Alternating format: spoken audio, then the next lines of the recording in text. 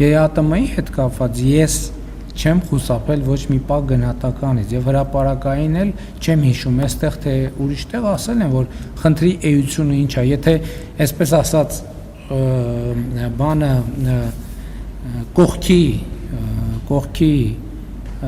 ուղեկցող փաստերը մի կողմ դնենք եւ կենտրոնանանք բուն թեմայի վրա բուն թեման է նա որ ակնկալիք կա ունենալ էքսկլյուզիվ հարաբերություններ, որը մենք արդեն ասել ենք, որի հետ մենք համաձայն չենք։ Մնացածը արդեն ապրանքների ներմուծման եւ արտահանման հետ կապված խնդիրն է, որին պատրաստվելը մենք չենք կապում այս իրավիճակի հետ։ Մենք այսպես թե այնպես պետք է մեր հարաբերությունները դիվերսիֆիկացնենք եւ եթե նույնիսկ հիմա 100%-ով բացվեն, այսինքն վերադառնանք այն նախնական վիճակին դրանից մեր օրակարգը չի փոխվում, որովհետև հենց այս ցույց տվեց եւ այսօր կառավարության նիստում ես ասացի, որ դա խնդիր է, երբ որ մեր արտահանումները կամ ներմուծումները կարող են լինել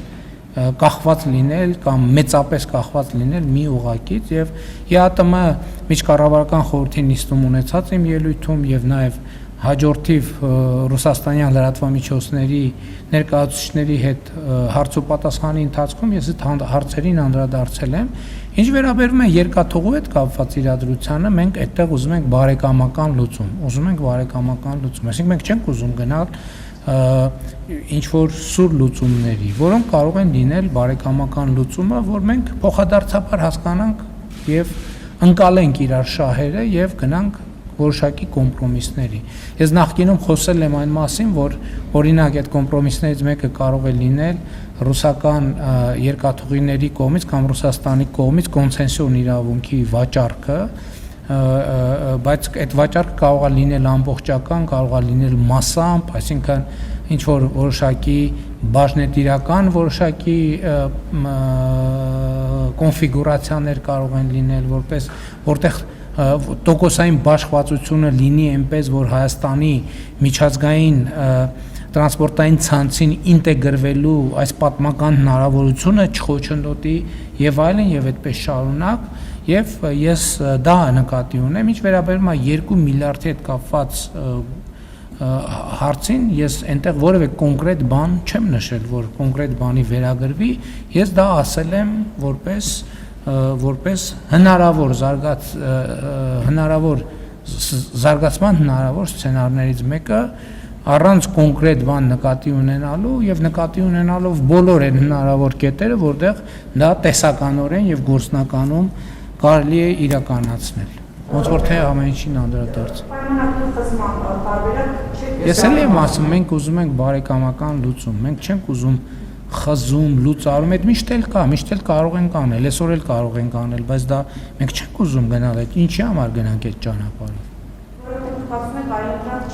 Այո, այլընտրանք ինչին չկա, հարգելի գործընկերներ, ասում եմ մենք թեման լավ հասկանանք,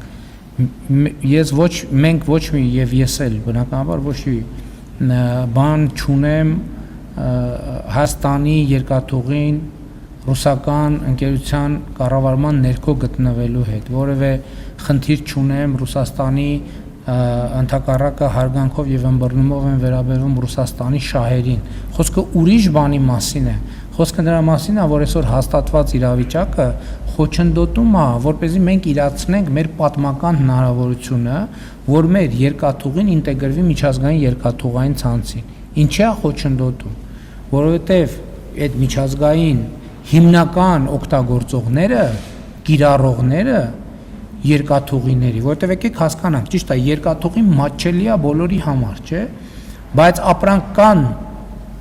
երկրներ եւ երկրների խմբեր, որոնք այդ երկաթուղու օգտագործման ըստ էության հիմնական հետաքրքրված եւ հետեւաբար վճարող եւ ֆինանսավորող ուժերն են, որտեղ երկրների մի մասը շատ ապրանքաշրջանառություն ունի, երկրների մի մասը քիչ ապրանքաշրջանառություն ունի։ Այս մասը պարզ է, ասենք կան երկրներ կամ երկրների խմբեր, ովքեր վճարում են եւ այդ ծառայությունը ստանում են երկաթուղուց օգտվելով։ Հիմա նրանք, ովքեր հիմնական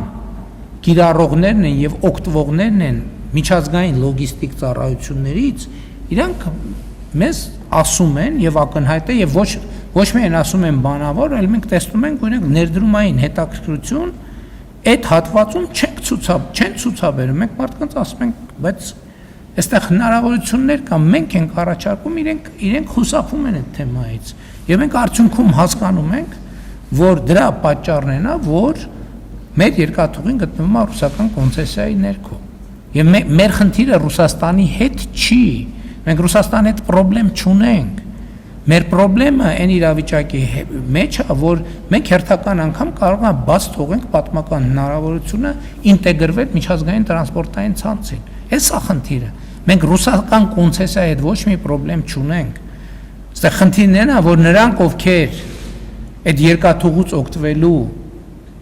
պոտենցիալ շահառուներն են եւ ըստ էության օգտագործման ծավալի